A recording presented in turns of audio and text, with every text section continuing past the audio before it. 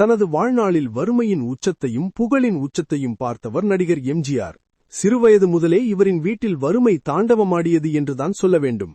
இலங்கையில் வசித்து வந்தபோது நீதிபதியாக இருந்த அவரின் அப்பா மரணமடைந்துவிட வாழ்க்கையே மாறிப்போனது.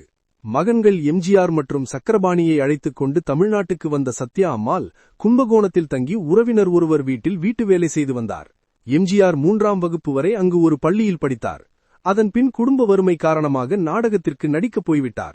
அவருடன் அவரின் அண்ணன் சக்கரபாணியும் நாடகத்தில் சேர்ந்தார். எம்ஜிஆர் மற்றும் சக்கரபாணியின் வருமானத்தில் அவர்களின் குடும்பம் கொஞ்சம் கொஞ்சமாக வறுமையிலிருந்து மீண்டு வந்தது. 30 வருடங்கள் நாடகத்தில் நடித்து வந்த எம்ஜிஆர் தனது 37வது வயதில் சினிமாவில் நுழைந்தார்.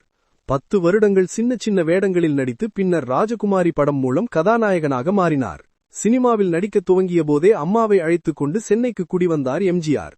சினிமாவில் பல படங்களிலும் நடித்து தமிழ் சினிமாவில் முக்கிய ஆளுமையாக மாறினார். திரையுலகில் சக்கரபாணியை பெரியவர் எனவும் எம்ஜிஆரை சின்னவர் எனவும் அழைத்தார்கள். ஒரு கட்டத்தில் அரசியலிலும் நுழைந்த எம்ஜிஆர் தேர்தலில் போட்டியிட்டு நாட்டின் முதலமைச்சராகவும் மாறினார். கும்பகோணத்திலிருந்து சென்னை சென்ற பின் தனது சொந்த ஊர் பக்கம் போகவில்லை எம்ஜிஆர்.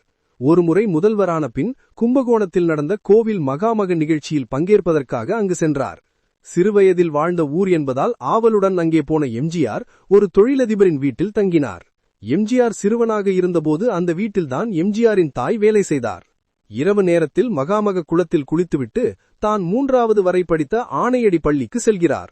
ஒரு 15 நிமிடம் நடைக்குப் பின் அந்த பள்ளியை அடைந்தார். அப்போது அந்த பள்ளி சரியான மேற்கூரை கூட இல்லாமல் சிதிலமடைந்திருந்தது.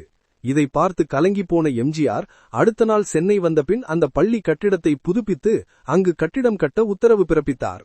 தன்னால் படிப்பை தொடர முடியவில்லையே என்கிற அவரின் ஏக்கம் அங்கு மற்ற குழந்தைகள் படிக்க புது கட்டிடம் கட்டிக் கொடுத்த பின் கொஞ்சம்